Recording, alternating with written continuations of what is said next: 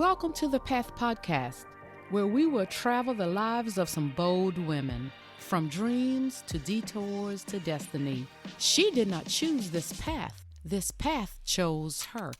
This is the Path Podcast. Welcome back, Path listeners, to another episode of the Path Podcast with your sister, your motivator, your confidence builder, the one who believes that purpose is bigger than obstacles.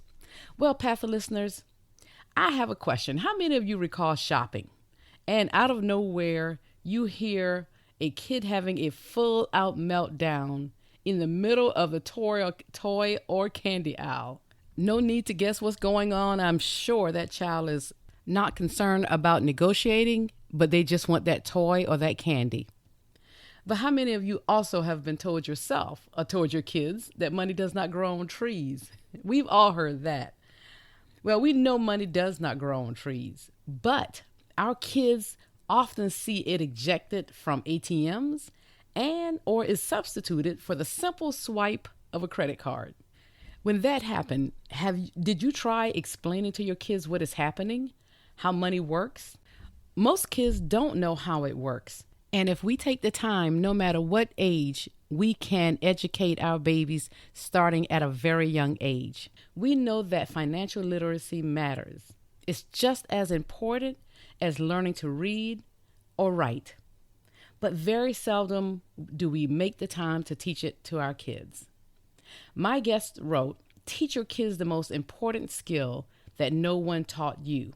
My guests, as well as financial experts, child psychologists, and even the American Psychological Association agree that kids need to develop their financial literacy skills sooner rather than later, because our youth are increasingly facing higher levels of debt, student loans, credit card debt, and more. But where do you start?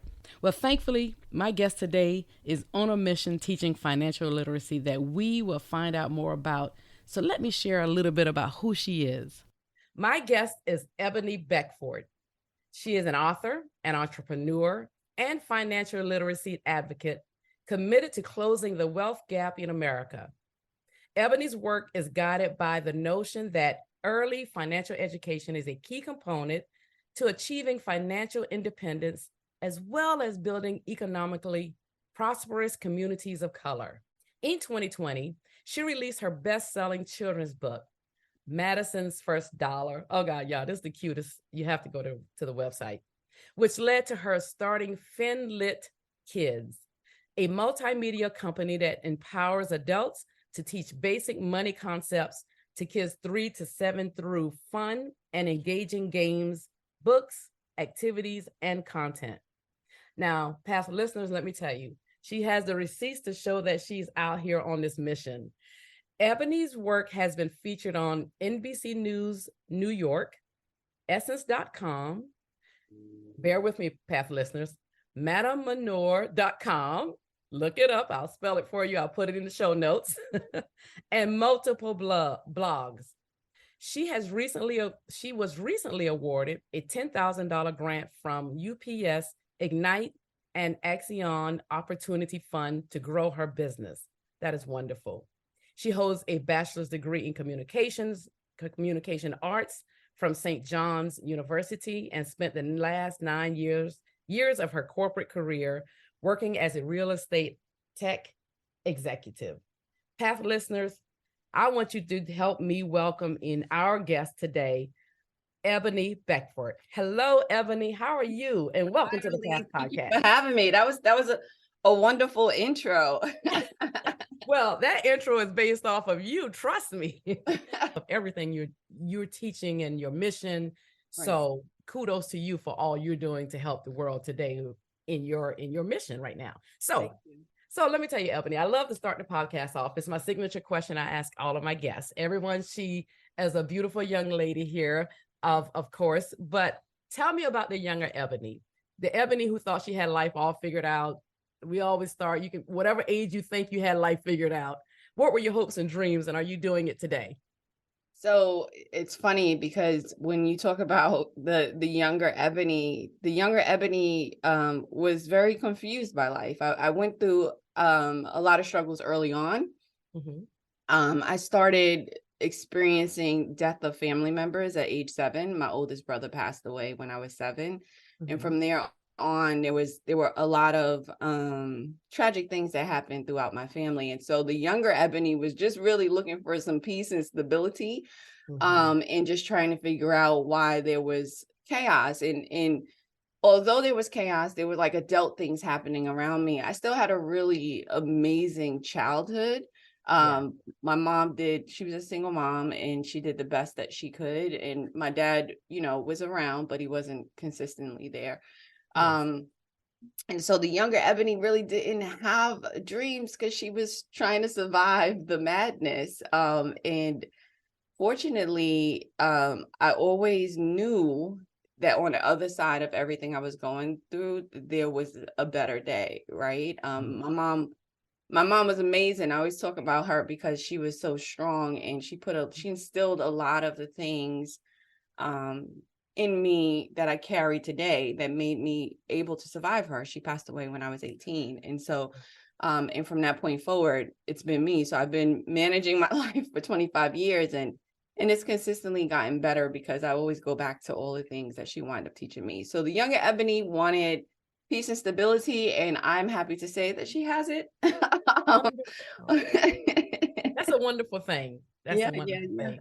yeah, And it's like you said, it's because of what our mom helped to build yeah. around the time she had, Yes, and what she instilled in me. I tell people all the time, so because I experienced so much death early on, I started to just understand that there's no such thing as like things are supposed to be this way. Life is as it is, and you enjoy the moments together. And my mom, she instilled so much in me that like the saddest part about her not being here is not really understanding what she did, right? Because she was really just trying to protect me from the world, doing combing my hair and talking to me and giving me all of these life lessons, and teaching me how to be fiercely independent, and the skills that she instilled in me really is what made me capable of doing the things that I'm doing today. So wonderful. And everyone, let me tell you, my guests and I always have conversations before we start, and I can tell you, Mom has done a wonder. I know she's so proud because thank you. you can tell it's because of her. Thank you. Kudos to moms, aunties, godmoms, everyone out there doing that part with pouring into our kids. Yep. So that's why it doesn't surprise me as we pivot and move into the mission you're on today, Right. and this mission of what you're doing. So tell me, you started a business in 2020. Yep. Tell us the Absolutely. inspiration about the mission you're on today. So the inspiration came from my daughter. Madison is obviously the inspiration behind the brand, but it Yeah. really is my story, my life story. Like I told you, my mom passed away when I turned 18, and Mhm. at that moment I lost everything, and I didn't have a opportunity to properly grieve my mom because I was trying to figure out how to survive her.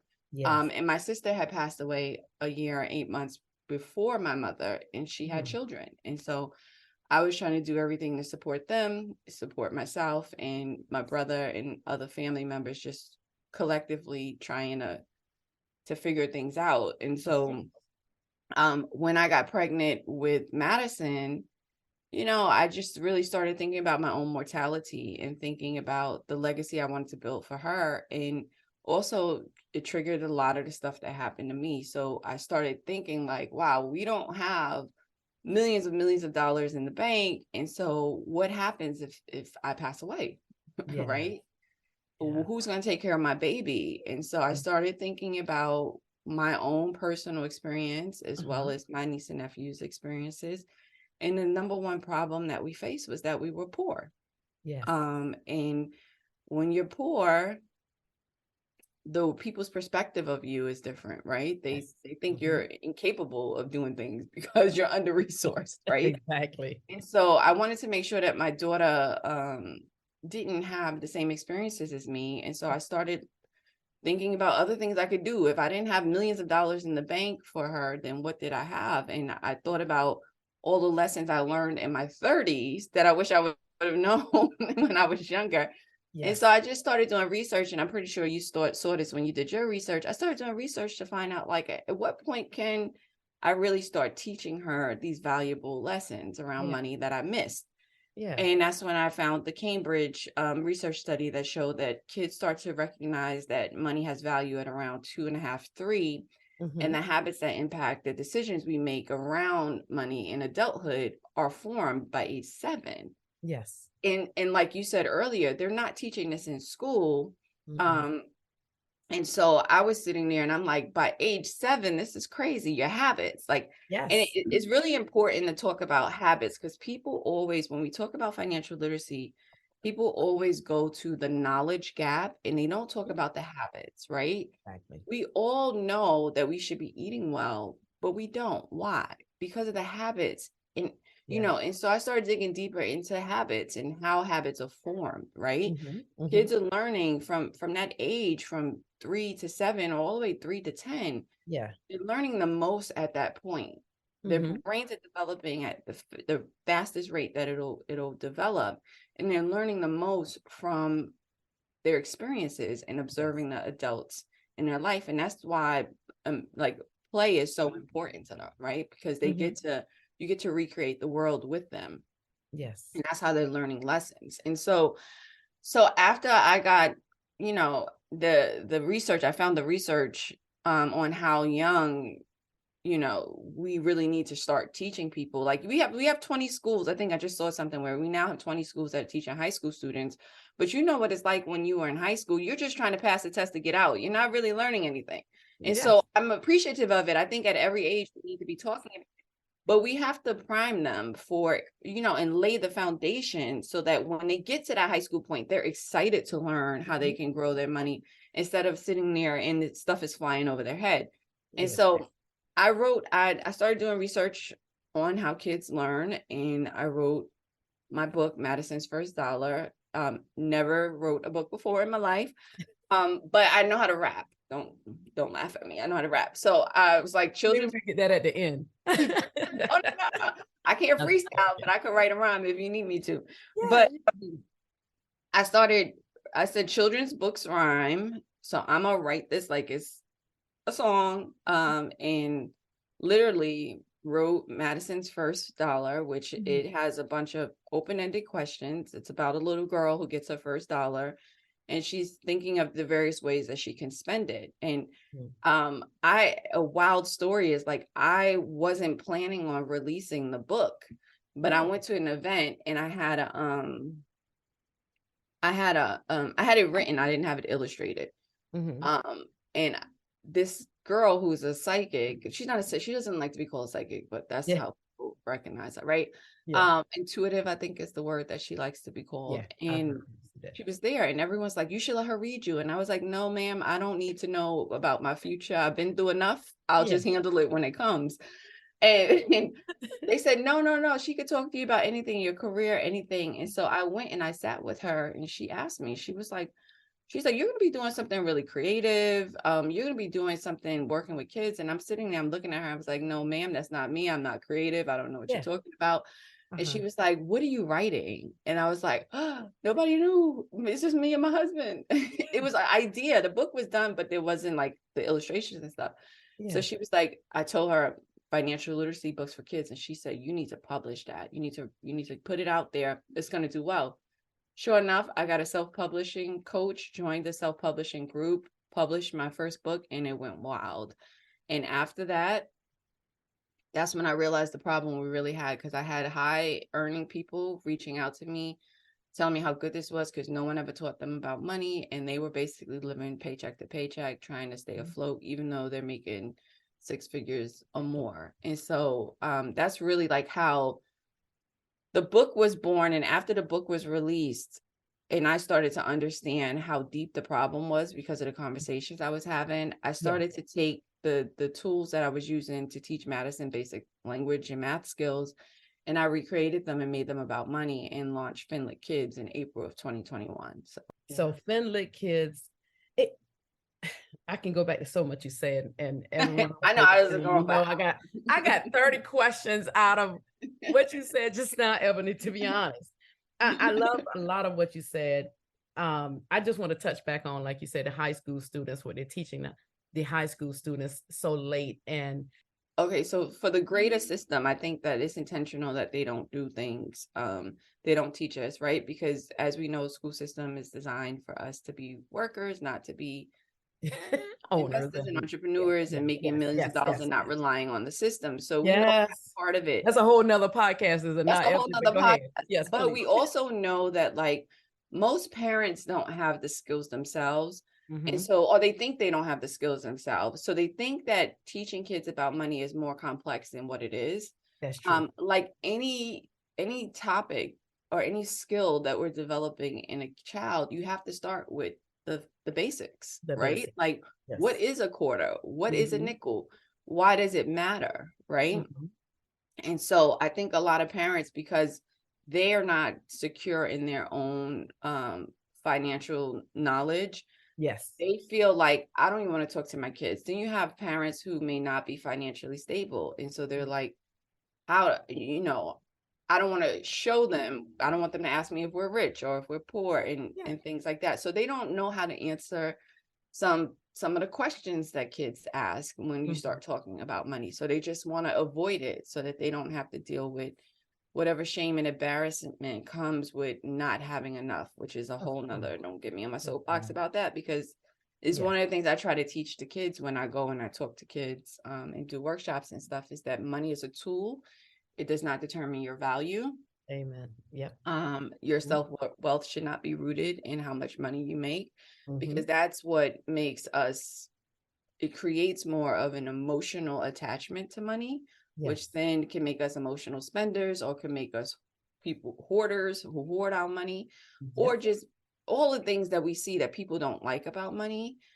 It can come out of that. And so I am 100% on board for programs for high school students. Yes, but I don't think that we could stop there, right? And it's crazy because we're struggling. We have 20 states now. We're struggling to get for high school students. So trying to get it for younger kids is really going to be up to me. Yes. It's a daunting task, but who can do it? Who can do Ebony Beckford. Madison will be teaching you some things that probably will be like, really? Yes. You know? If you think about it, it's actually really smart, because if I teach her, give her these skills now, teach her how to earn money early, she'll develop the skills so that when I'm in my retirement, she if I don't have enough, I have this child who's like a billionaire because she became a money manager. But obviously I'm joking. I'm gonna make sure that I can take care of myself. But well, of course, that parents don't think about. Investing in your child's education is an investment to you, because at the very least, at least they can, an investment for you, because at the very least, if they can manage what they have, then you don't have to you don't have to pay for them in adulthood, right?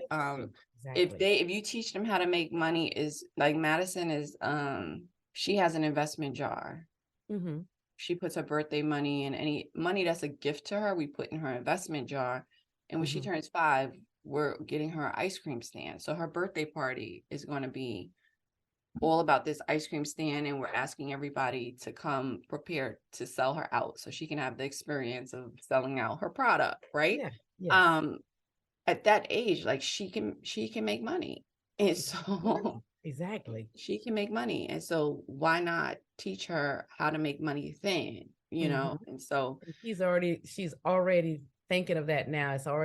She's 3, everyone, again. Right. And you're already spending the money on them, right? Yes. And so instead of just giving it to them, teach them how to earn it, right? And so people are already coming to her birthday party expecting to give her a gift.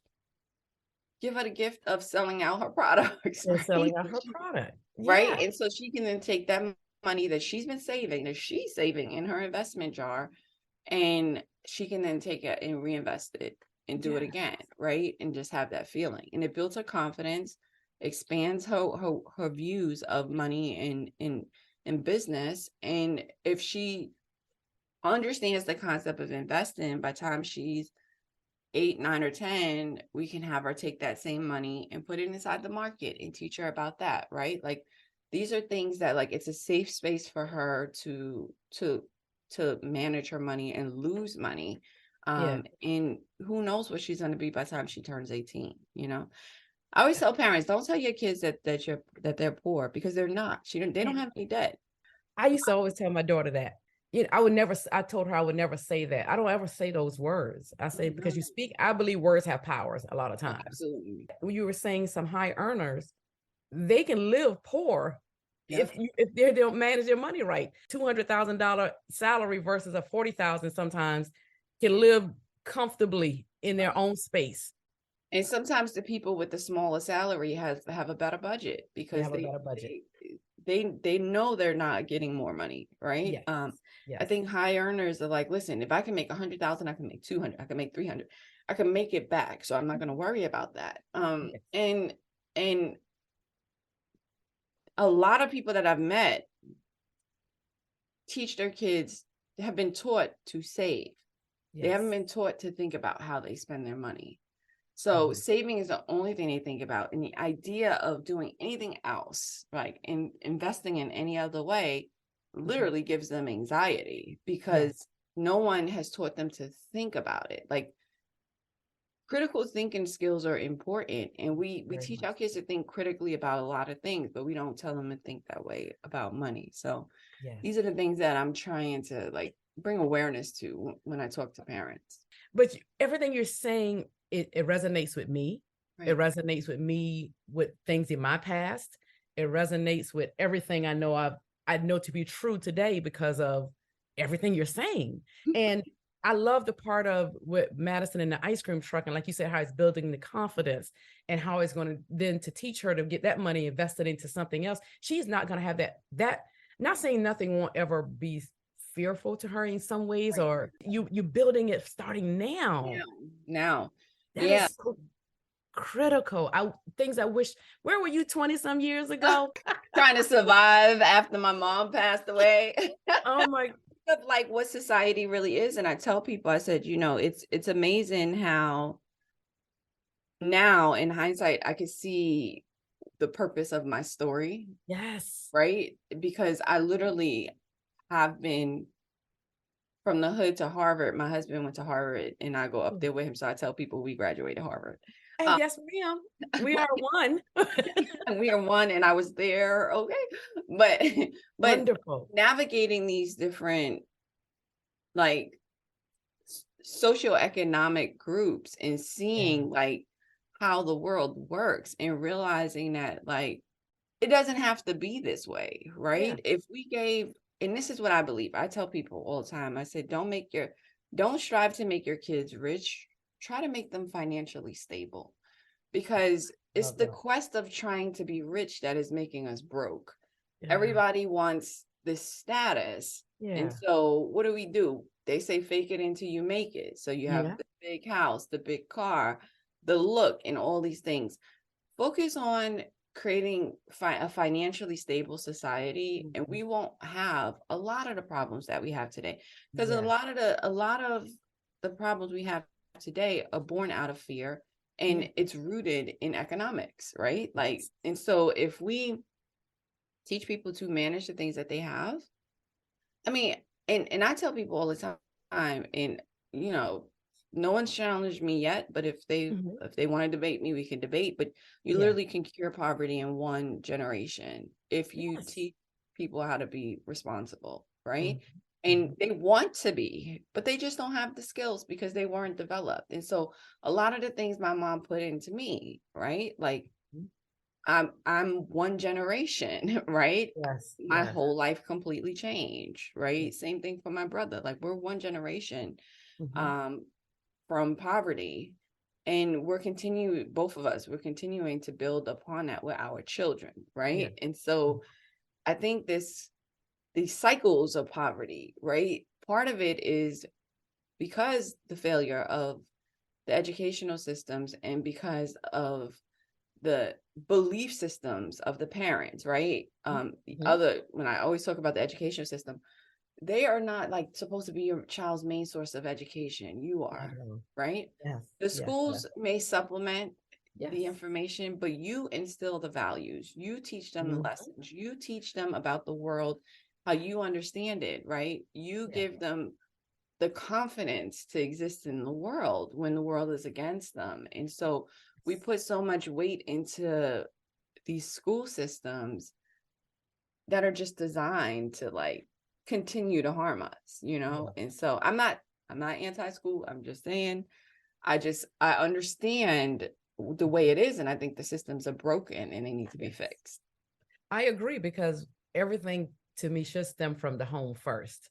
You know, yes, home first. And we know when they go to school, yes, they're going there to learn and get certain things, but we know how it's built, like you said earlier. But it all starts from the home, as we know, with a lot of things that's going on in the world where they're pulling books from different places. So we have to teach our kids. You know, it's another day and another show as well. Right. So all of that, if we don't teach our kids, you know, we expect the world to do that, and the world may teach them something that we don't want them to learn, or they'll teach it the wrong way. Absolutely. And then it's like, if you don't teach your kids, then somebody else is going to teach them. They're going to be more like that person. So who do you want your kids to be more like? And again, it goes back to like we transact every day. If you go outside, you transact. Like outside is expensive. We all know that. And so you have every single day, you have an opportunity to teach your kids something different about money. So like, for example, Madison, she's a big Target girl. She does daddy and daughter Target days, and she takes her own money. She usually takes $20.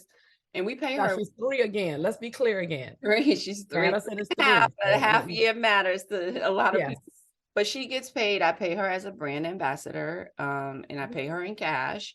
So whenever we do photo shoots or I do videos of her for my social media, I pay her. And I heard that we need to be careful with that. And I'm glad that you do it, because they was talking about it to the point of what you're saying. You pay her, you know, because they were saying about parents and some people putting the kids online, but she's doing something, getting something out of it. Yeah, no, she's not just putting them out there.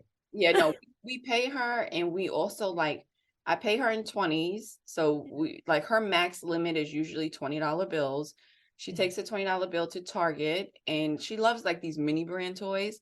We call it a price, and there's the big ones and the little ones. The little ones are $3.99 and the big ones are $9.99. How many can we get? Which one is more? Is three more or less than 9, right? It's not taking up any extra time or energy. We're already in the store. We're already buying something. Literally just asking her, is 9 more than 3? Okay, if 9 is more than 3, how much money do you have? You have 20. Is 20 more than 9? Okay, so then if she wants to, because she's 3, so she doesn't understand everything. So if she wants 2, okay, 2 is $18. You have $20. Is 18 more or less than $20? Okay, so then you can get it because it's less than $20. Something like that.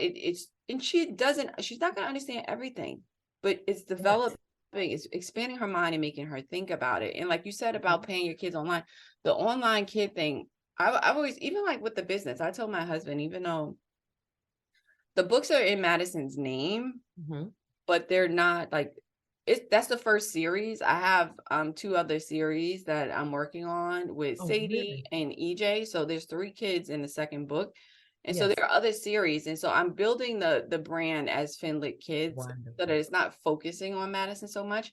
But she's the first series and she's the inspiration. And so I told my husband, I said, if I build this when I build it and it becomes, because my goal is to make it humongous, right? And it's in every home. Right. It's in every home. If this isn't something she wants to be a part of, then she doesn't have to be, right? If she doesn't want her pictures up, we take them down, right? She has I want her to have agency over herself. And I think that's what my mother did for me, right? So Madison always has an option, right? And so it's oh, do you want to go to school today? No. Okay. If you don't want to go to school today, that's fine, but you're not going to see your friends. What do you want to do? She always has an option, always thinks she has an option. It's important for me to always to make sure that she feels like she has agency over her life and she's moving in the direction that she wants to move in. Because if something happens to me, who is she going to look to direct her and give her answers, right? And that's why I think it's important. My mother gave me everything except financial literacy skills, and if I would have had that, I'd probably be on somebody's island right now, rich. Exactly. Same with me. put it that way, because I always tell my daughter to this day, I said, I wish I had somebody also telling me. My mom passed when I was 12. So my dad, he raised us, of course. And we had like we were talking early, gratitude, so many other wonderful people around us, doing it the best way they know. Sometimes my dad's generation is go to school, go to college, get a job and work for a company. But I wish someone was telling me at a younger age, Arlene, you can start your own business. You can do this if you choose to. What do you love doing? Yep. What are you passionate about? Right. Because even when I was in school, I felt like I was a talker. I wanted to be seen. I think you said your husband was like the president of holding. Yeah, me too. I was always like the president or vice president. I was our student government president. So I love those leadership type things, and I love to be there, but I know I love speaking. I am a motivational speaker. You are and I want to be in the world. Yes. Yep. Yes. Motivating, encouraging, and building confidence wherever we go. And getting people to understand that when you go through things, that it all comes full circle sometimes. And it's like, because until you had Madison, that's truly when it rolls back up. That's when I became a creative person. And people always ask me, they're like, because everything that you see from, only thing I don't do is the illustrations. I have an illustrator, but and I don't like animate. So my books are animated and stuff like that. I don't do the animation, but the art direction, everything you see on the pages is my instructions to my illustrator. All the packaging, I designed the packaging myself. The website, I did it myself. Everything that you see, I've done myself. And if you would have asked me in my younger years if I was creative, I would have said no, right? But being that I shifted from a survivor to like a fierce protector, right? Yes. And my desire to protect my daughter brought out an any means necessary attitude within me that is like, if I don't know it, I'm going to figure it out. And one of the things that you said, you said your mom passed when you were 12. My mom passed when I was 18. My sister passed when her children weren't even double digits, right? So I talk to parents about that a lot too, right? Yes. I don't care what you do in your will, just do guardianship. Because what you need to think about, if you do have something to leave behind to your kids, who's getting your kids? How do they manage money? Do they share your values, right? Because like for me, the way I know the way I'm raising Madison to have optionality, right? Everybody's not like that with kids, where she can decide if she wants to go to school. And by the way, Madison's been in school for 2 years and not one time has she said she didn't want to go. She loves school, right? Yeah. But making her think she has the option, everyone's not going to do that. And so like I have friends in my will, we have a will focusing on guardianship first before we think about distribution of assets, right? Yes. Just get the guardianship first and then add on anything else you want to, but get it signed, because like the people that we would trust with her may not be the people that we love the most, or the people that we're hanging out with all the time, or you know what I mean? Yes. Just someone that we connected with that shares our values, and we'll make sure that she's you know what I mean, raised the way we want her to be raised. And so those are people that we put in her life so she has a connection to them, right? These are things I tell people all the time. I said, I am building this company as a mom protecting her daughter, but I'm building it from the perspective of a kid who lost her mother, right? Yes. And I know that I was 18. So the world just was like, you an adult now, even though I just turned 18 too, right? Wow. Still a teenager, but I was on my own. So the darkness, like I know how dark the world is. I have, like, because of the grace of God and because of my mother, right? I avoided a lot of things that could have gone wrong, right? But it's not that I wasn't approached by pimps and I wasn't approached by danger and stuff like that. I just didn't fall victim to it, right? And so these are things like when you think about even like sex trafficking and stuff like that, they find these kids at group homes and foster care and all that stuff, right? And so these are things we need to think about, because you think your best friend is going to take your kid, you think your family's going to take your kid. They're not. Trust me. They're not. And so as parents, we have to and I say this because I lost both of my parents. My father's deceased too. My dad died in 2007. My mom died in 98. And I always tell people our job as parents is to prepare them for our death, right? Prepare them. Meaning making sure that they have the skills to survive us and the emotional strength and capacity. Because there's so many people, once they lose their parent, it takes them out. They're like mentally incapable of functioning because of the dependency that they had. Whether it's, I spoke to you every single day and you told me what to do every day, so now I don't know what to do, right? Exactly. It's like that attack. It like paralyzes them. It paralyzes them. I meet a lot of parents, and like I meet a lot of parents who like they want their kid to be attached to them. And I'm like, I know it feels good to you, it's comforting, but I know what it's like to lose a parent, right? And to know it's one of the most devastating things that you can go through, especially when you're young, right? Because it puts you in such a vulnerable place. Now, I don't know how your mom raised you, but my mom raised me to be a firecracker.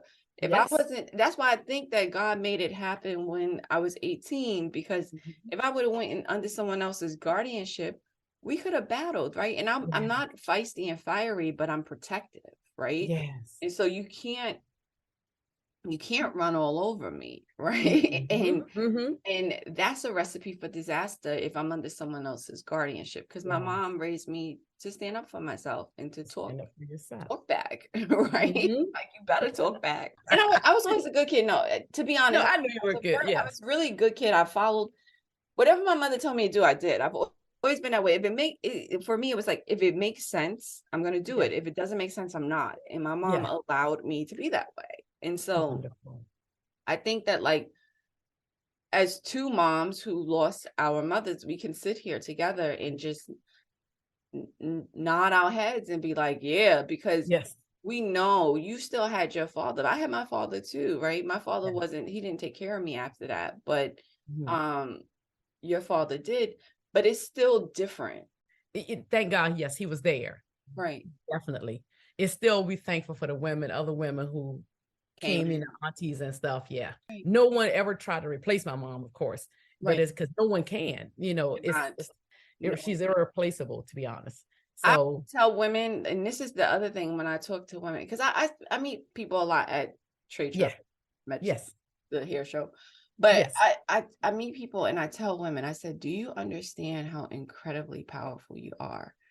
You, for your child, like there is no one like your mom. Your mom could be straight up on drugs inside of a dangerous situation, and you want to be by her side, right? Like, you always like, and dads are amazing too. Don't get me wrong. The connection with dads is different. But when I talk to them, my therapist laughs because I'm like, everybody I know in therapy, they're in therapy because of their mother wound, right? Exactly. The mother wound, which is not to be like the moms aren't doing a good job, but it shows you how powerful we are, right? And even the best of us, Madison will be in therapy because of me one day.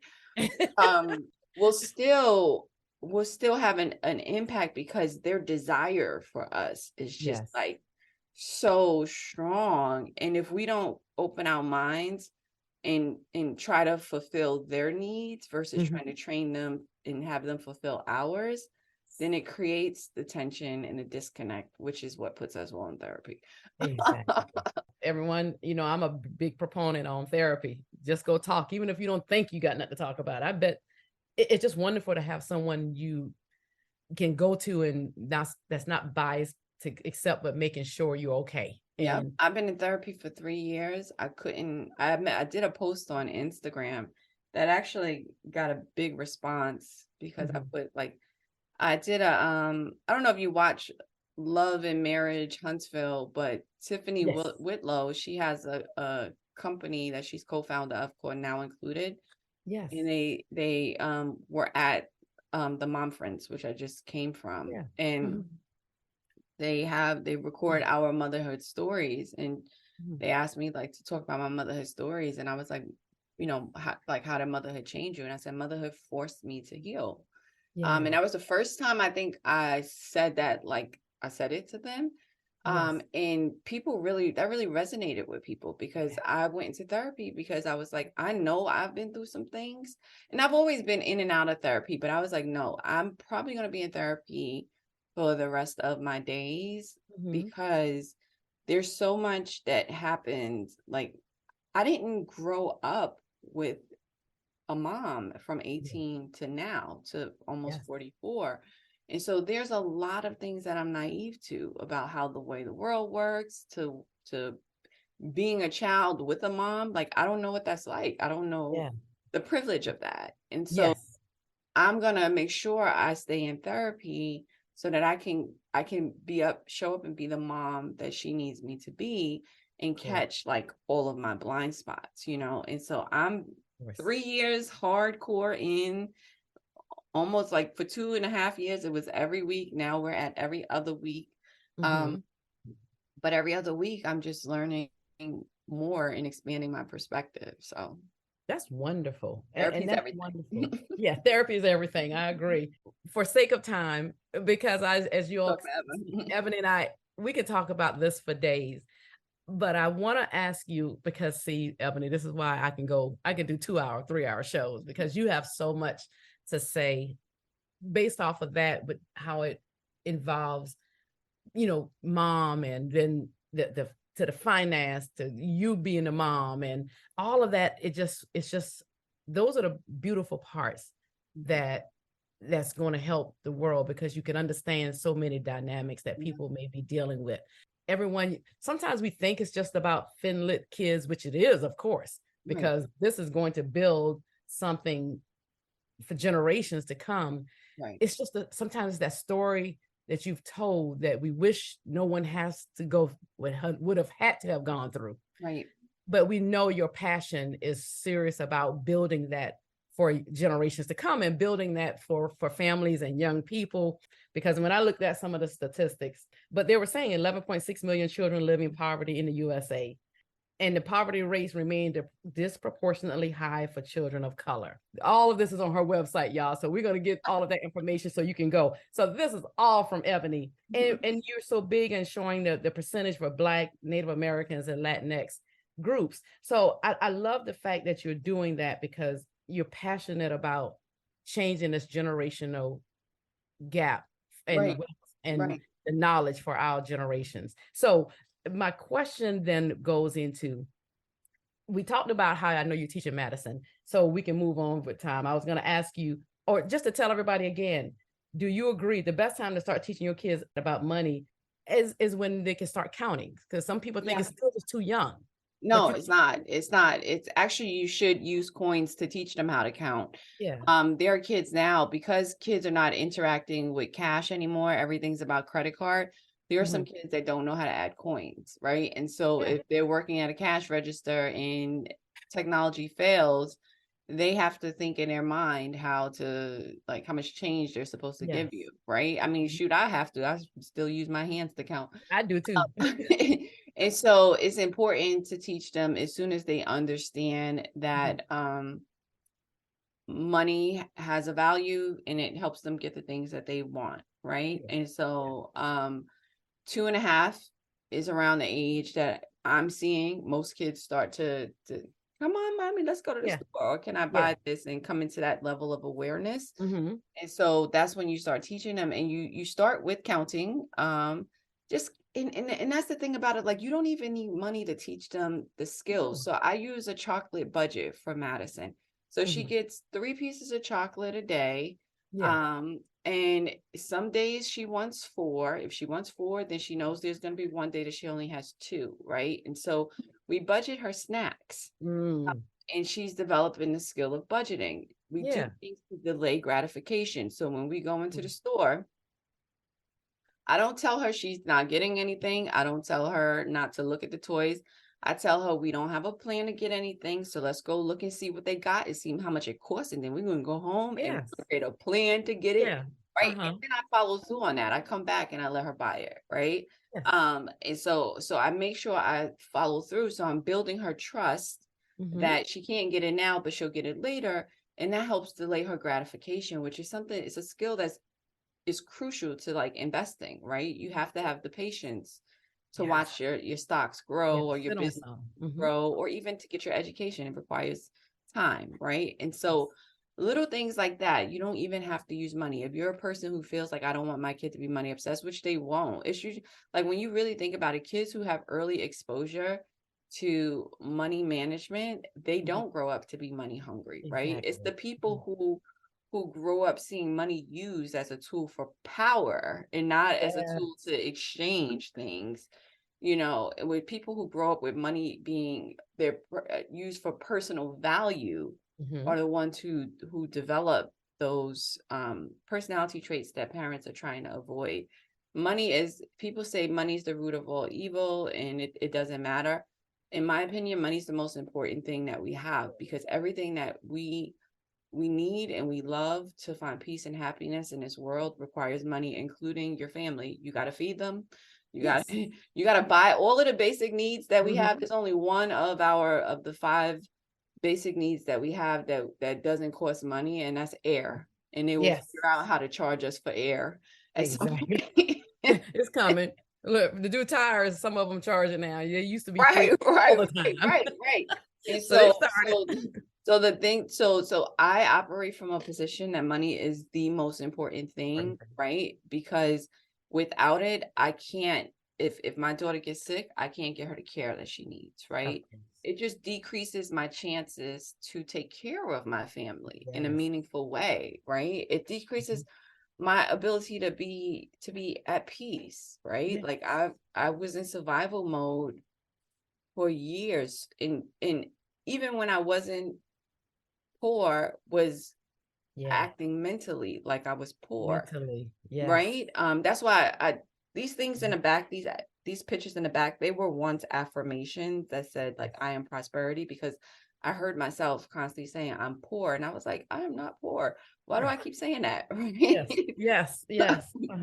But I carry that mindset.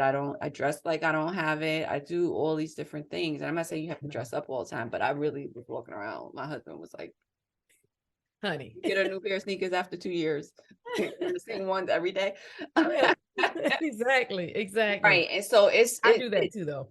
Yeah. And so if you don't want to teach your kids about money for whatever your personal choices, everybody has their thing. I'm not here to tell people that they have to do that.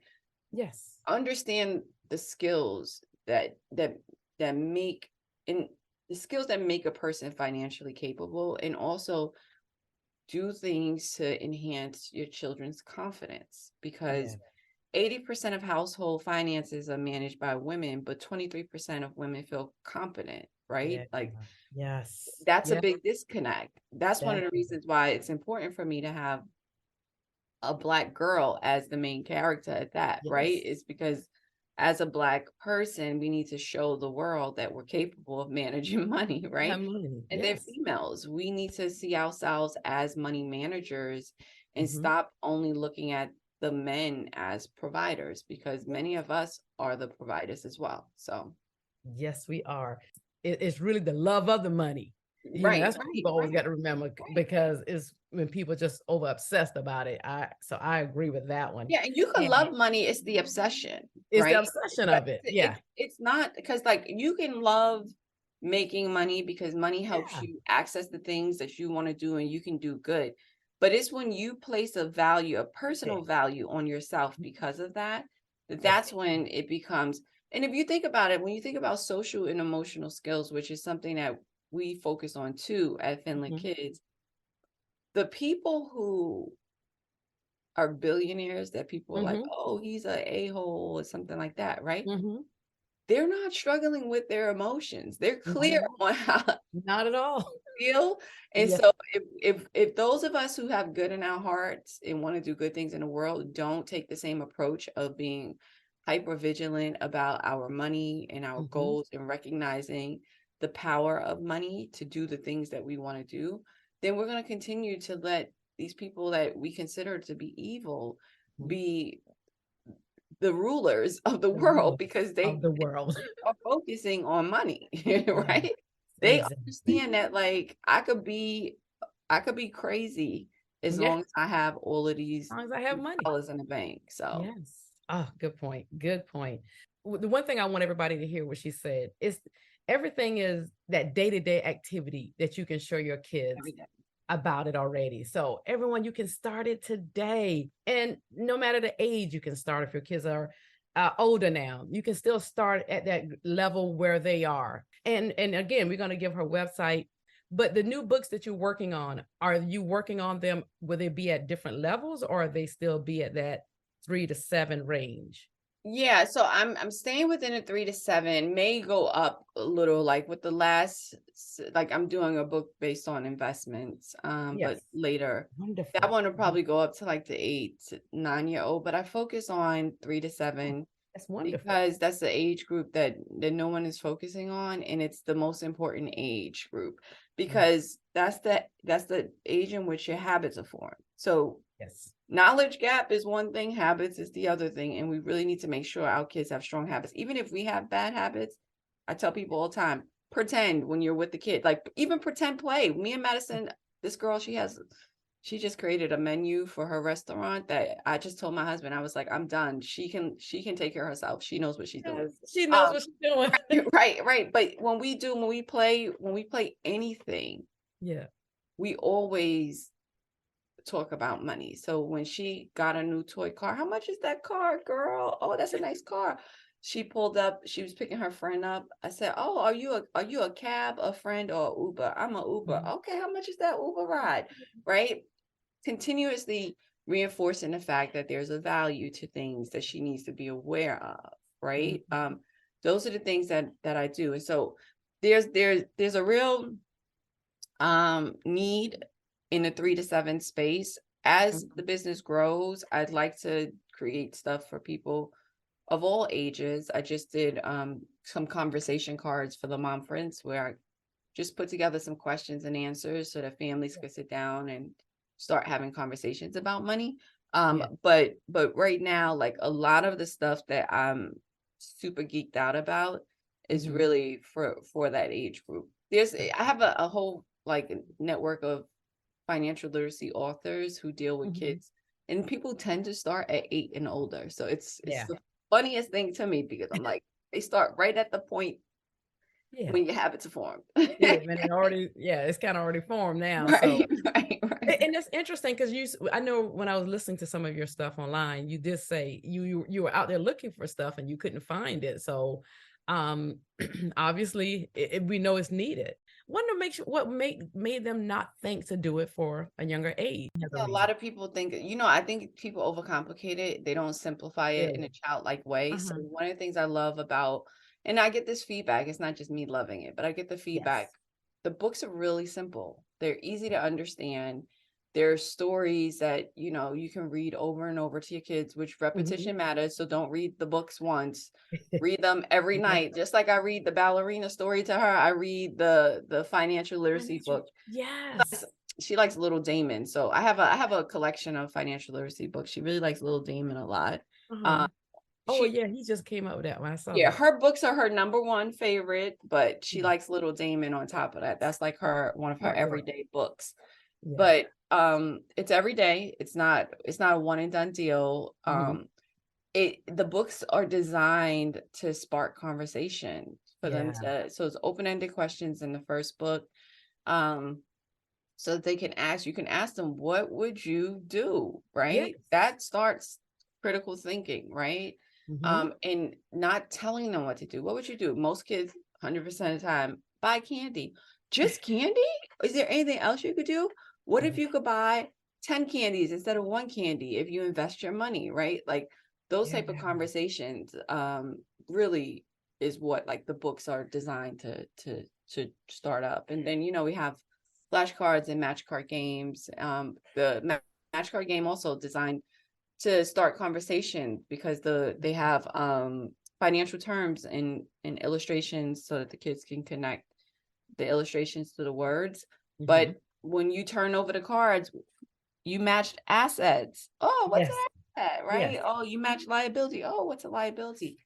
And talk to them about those things. And so it's starting to have those conversations. Yeah, it's hard and you never have to talk about your financial standing, right? They never need to know. Don't tell them that you don't have money or you can't do this. Tell them to create a plan. Well, how are we going to get this? So this is $10. Yes. How are we going to get this $10, right? Go Mhm. bake some cookies and sell them to somebody, right? And start Go to your setting- school, ask your school, Yeah, ask the PTA, can you do a bake fair, right? So that you can get your exactly. $10. Figure it out, but don't ever tell them that they can't, Exactly. Yeah. Again, everyone, like I said, I could talk to Ebony all day, and everybody is like, Ebony, I love what you're doing. Thank you. We're thankful because again, when I had my daughter, I wish you were, well, even when I was younger, I wish, this was here and I had done some of those things that you're talking about today with her. Yeah, that money thing, it is something that we all should learn more about. The investing worlds and all of that. Being in corporate America, you kind of learn some of the basics, but still learning Right. the detail levels of it Learn is about the something that we banking want to. systems and how they really work, right? Yes, exactly. You gotta learn So that. you kind of already started to tell us about some of the products you have, but please tell us how we can find you now. Okay. Again, your products and some of the ones that you would recommend. Well, we would recommend all of them, everyone. Recommend everything, but Yeah. But please share. So I can be found at www.finlitkidsbox.com. Company's called Finlit Kids, but we put Finlit Kids Box because that URL. And what does Finlit Kids? So I know some people should get it, but yeah, it's financial literacy for kids. That's what it stands for. So finlitkidsbox.com. And we're also on social media, all social media channels at Finlit Kids Box.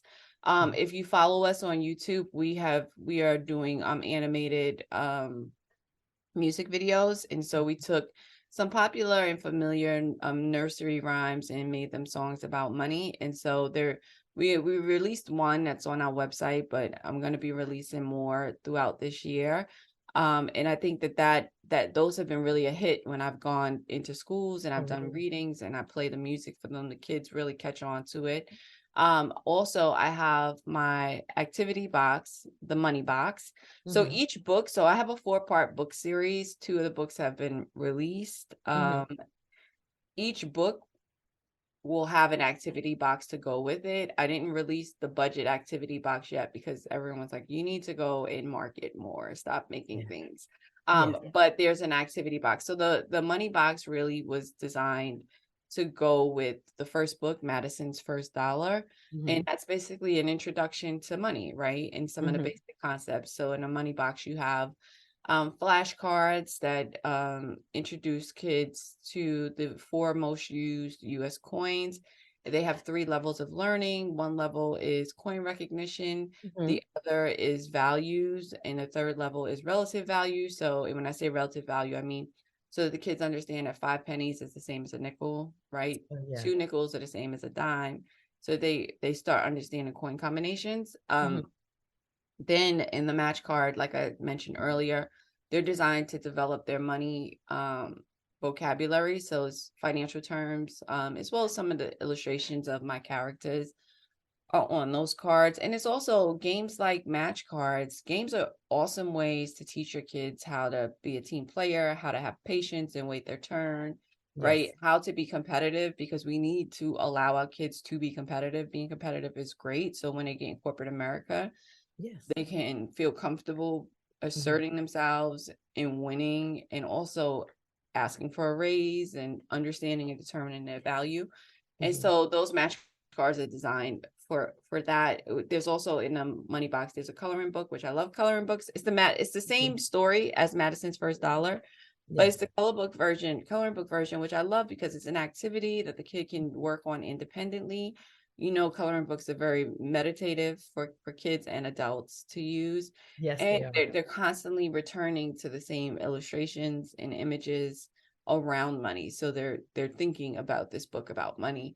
And it comes with crayons. Oh, and also can't forget, because this is like, I may start selling these separately. I don't sell the coin jars separate. I sell everything else separate.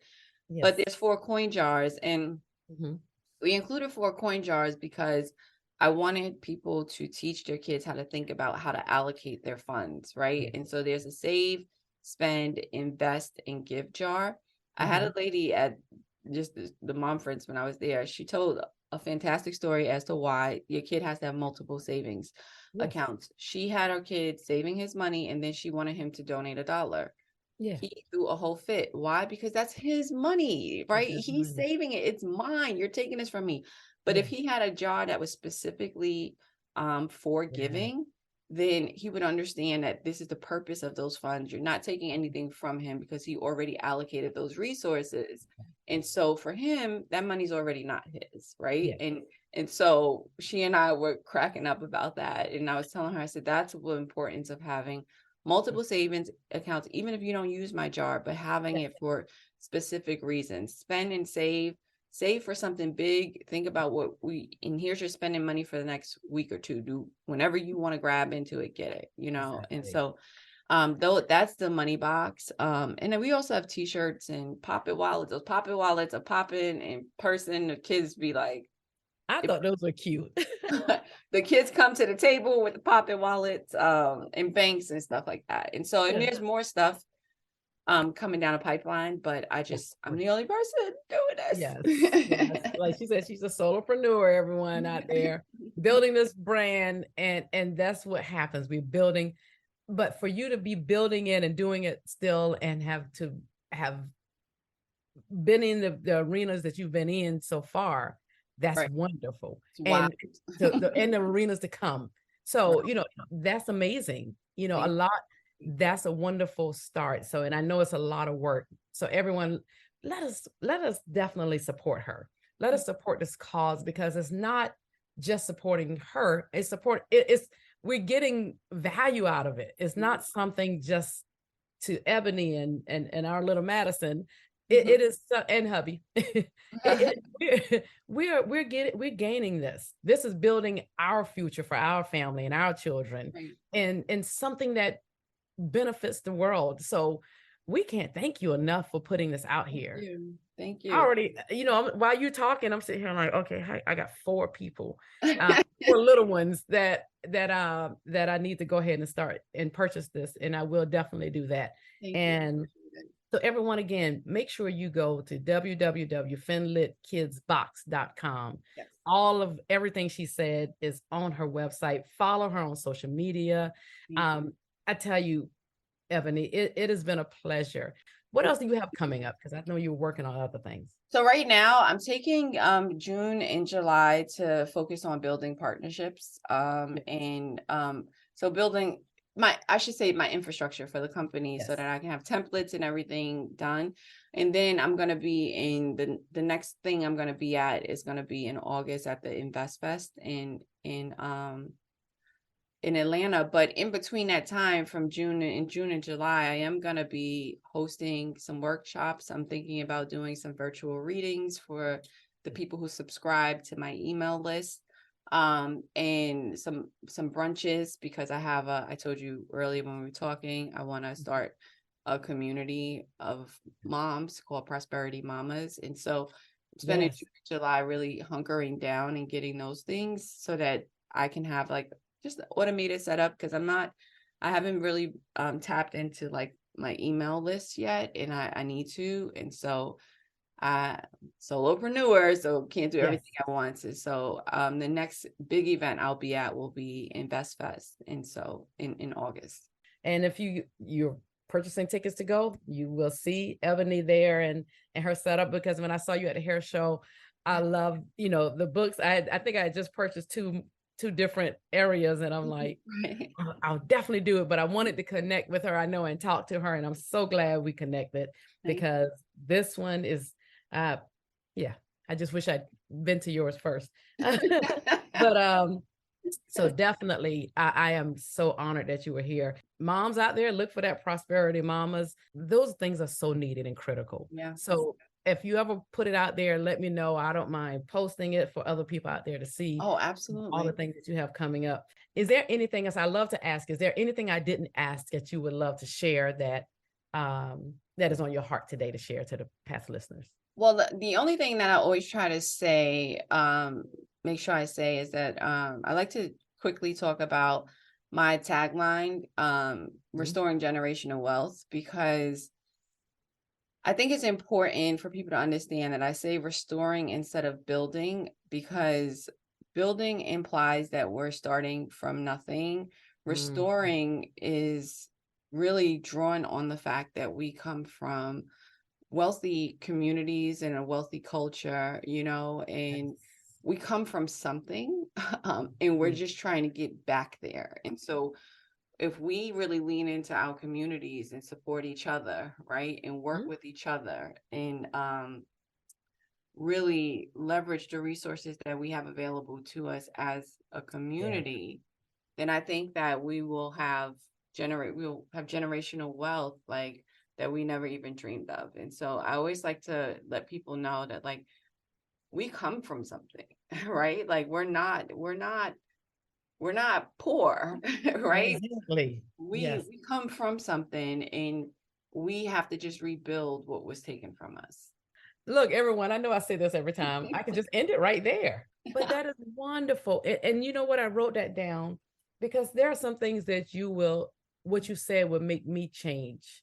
Mm, Always saying, building it. And you're right, we're restoring it.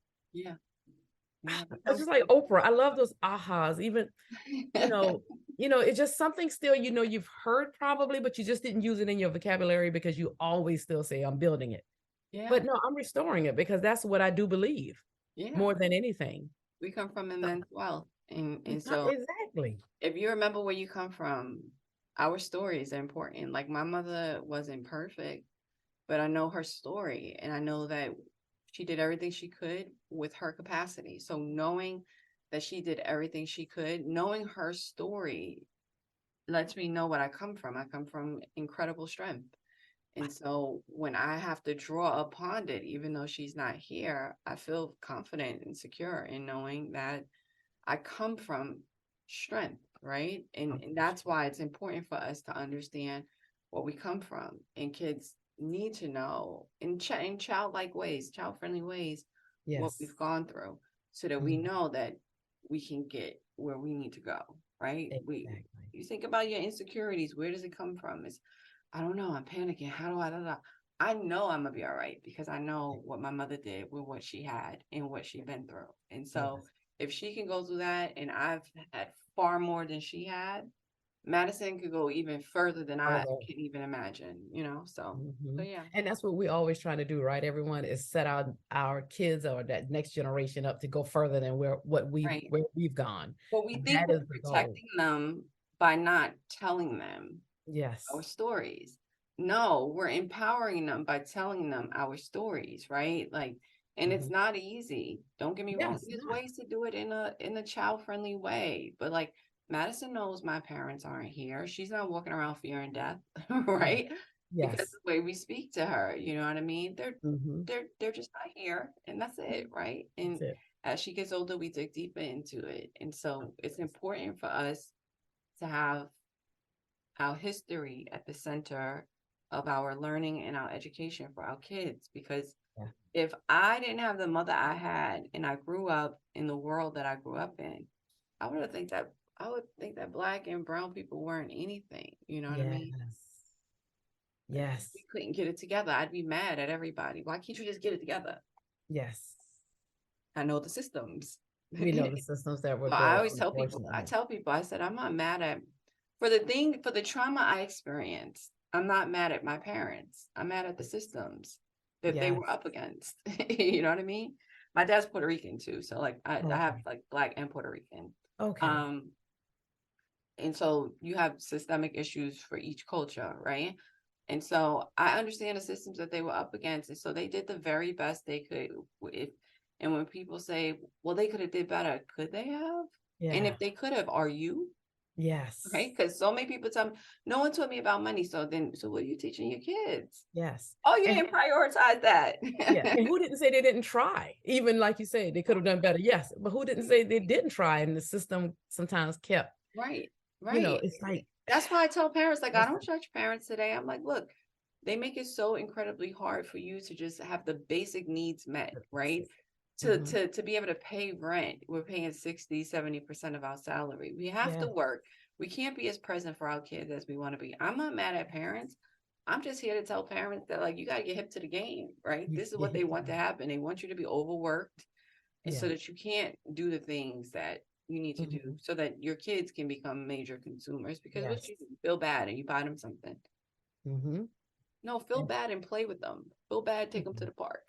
Exactly. Well, we can go on for days with this, and when you're working, then it's like, who's raising the kids? Sometimes we have to, I live in an area where it's a ton of nannies. Like I don't have a nanny. I choose to be present for Madison, but I'm fortunate in being an entrepreneur. I'm full-time at this. I've been full-time since October, so I've been able to get a lot more done.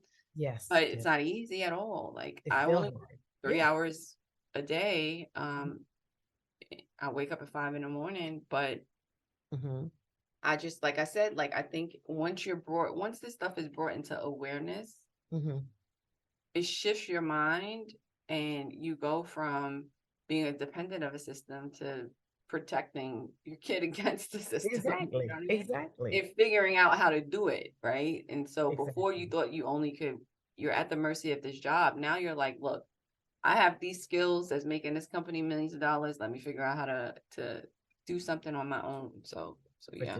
Yes. Again, you got so much information. I think if that Prosperity Mama's turning to so other shows and everyone, we can tell Ebony has so much more to offer. Thank you. Not alone just teaching us about the finances.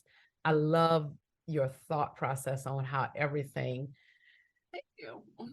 the world is, and everyone out there, because we can dig so much into that, looking at not blaming sometimes everybody for everything. We know things sometimes it's been hard, and some people have gone through a lot. Yeah, I mean, in the hands of some other people. It's some things that we have to put in this proper perspective on why things happen, and sometimes our parents or whomever didn't know no better themselves, even, or whatever the reasons are for whatever. Or wasn't there. Like if there. If your mom died when you was 12, do you know what it's like to be parented by a mom at 13? So how do you parent a 13-year-old if you don't know what that experience is like, right?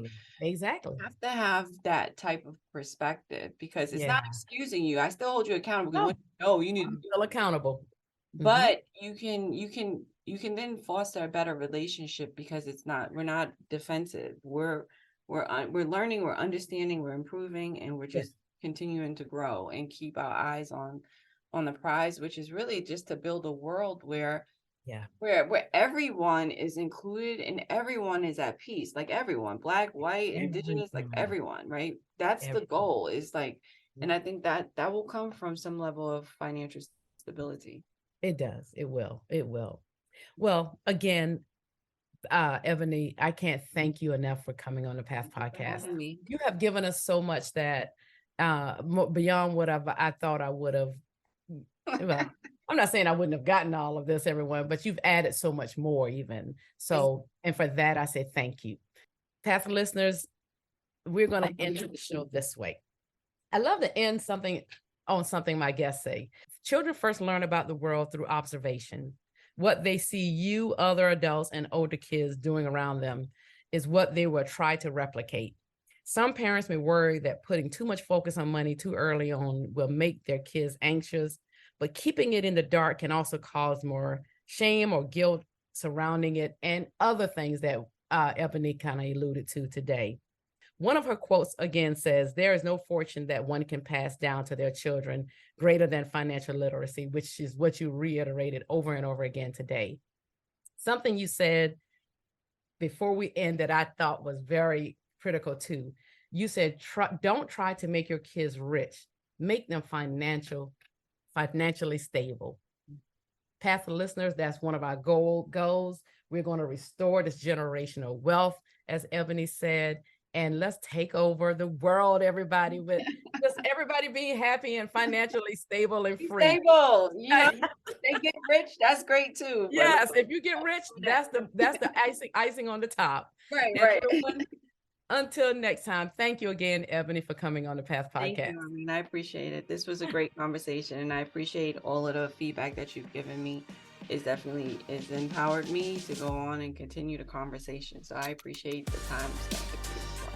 No, thank you. I appreciate you saying that. Until next time, everyone.